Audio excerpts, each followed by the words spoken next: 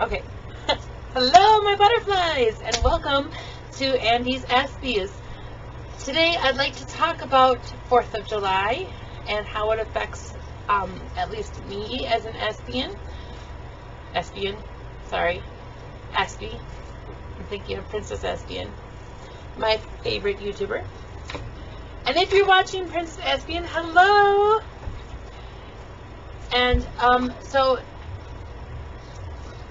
today is 4th of July, so happy 4th of July to all of you out there.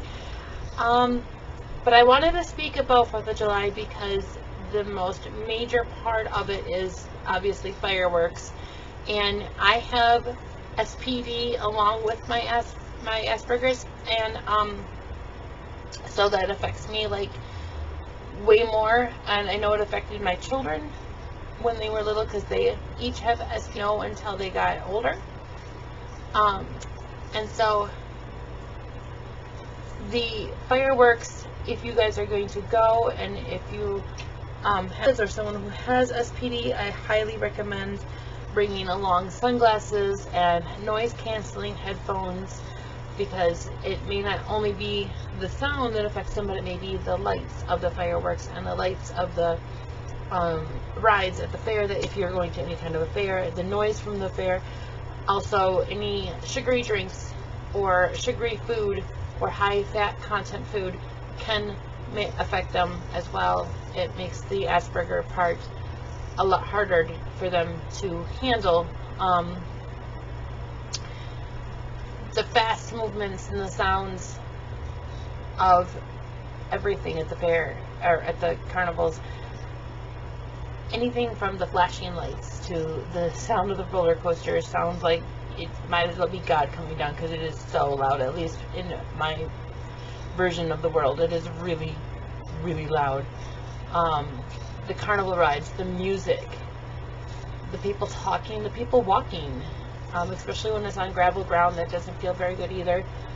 So I suggest putting on good pair of shoes, or in a stroller or in a wagon or something like that with nice cushioning, because that little thing is kind of like a princess in the pea, you know, where she's sleeping on 20 mattresses and has this little pea, and she feels that little pea. Well, we can feel that little bit of rock underneath our feet, and it doesn't feel very comfortable. If you have runners, I suggest there is like a harness that you can get with a medical label that will keep them safe, and that I know it's like a dog leash thing, and I hate it, but it so helped with my youngest when she was a runner and like ran away from things because it was too loud or too noisy or too scary. And I would turn to handle my son, and then I'd look back and she'd be like gone, and you know, like I'd have her hand, and you know, she'd still slip it away, and she'd just be swept away in the crowd. So this was like a lifesaver for me, and I hated it so bad to use it, but it helped so much to use it.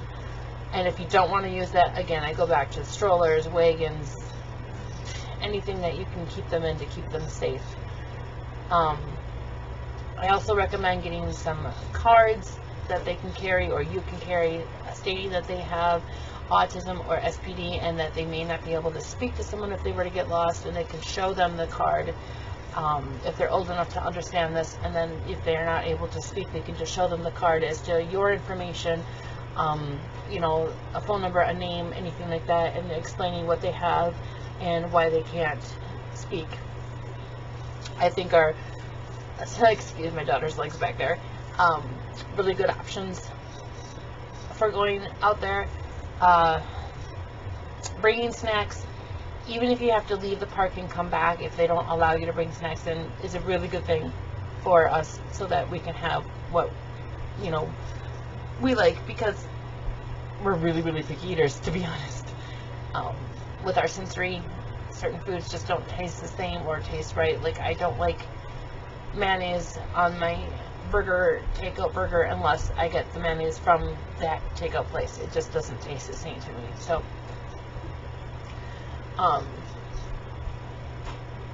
let's see, what else can I think of here?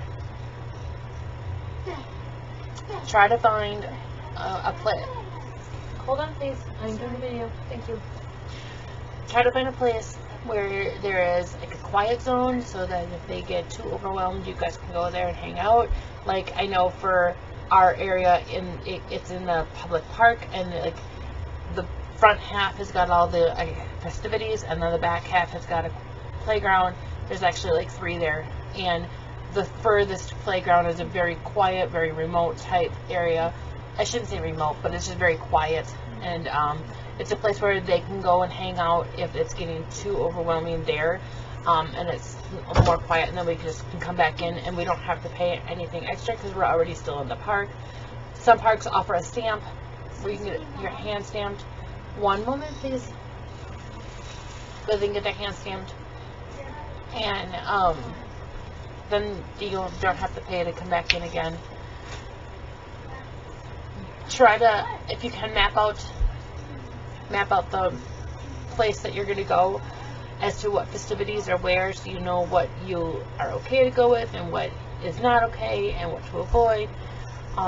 Just to know you and your party that's going with you, whether it be adult friends or whether it be kids or whatever, you know their limitations, and everyone is completely different. So, you know, not everyone is the same. Not everyone has the same reactions to things and the same views of things that I did on when I go. Everyone is completely different, and so you just need to know. You need to know the people with the disabilities that are going with you and what their limitations are. And if you don't know, please ask them. And most of us, especially if they know that that you know they have a disability, are more than willing to say, hey, I can't do this, or I can't eat this, or whatever. And you know, try to include them in on the festivities. So don't go to the concert if you know it's going to be too loud for them, or maybe they can go somewhere else while you go to the concert and you guys can meet up again, you know, if that's a possibility.